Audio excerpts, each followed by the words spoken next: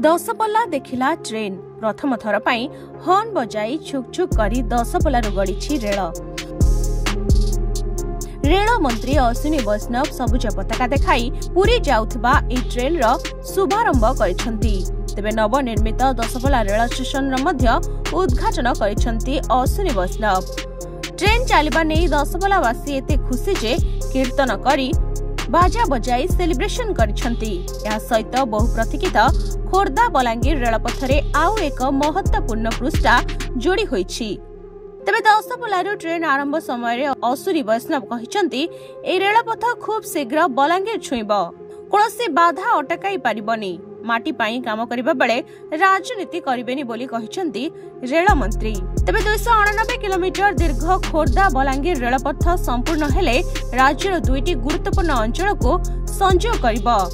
तेबे आज ठारू दशपल्लारू खोर्धा जाए 106 किलोमीटर जाए ट्रेन चलिबो।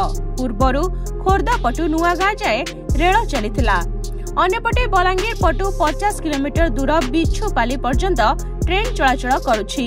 सोनपुर जाए काम सरिछि। तेबे आ बाकी रहिछि प्राय 133 किलोमीटर काम। चलित वर्ष मार्च शेष सुधा बलांगीर पटु बौद्ध जिला पुराना कटक पर्यंत ट्रेन गड़ाइबाकू लक्ष्य रखा जाइछि। प्रकल्प संपूर्ण हेबाकू अनाई बसिछंती साधारण जनता। Bureau report Dinalipi live. Dinalipi live सहित जोड़ी होई रुहंतु। आज ही आम चैनल को लाइक, शेयर, सब्सक्राइब एवं अधिक खबर जानिबा पाई पाखरे थिबा बेल आइकन को क्लिक करंतु।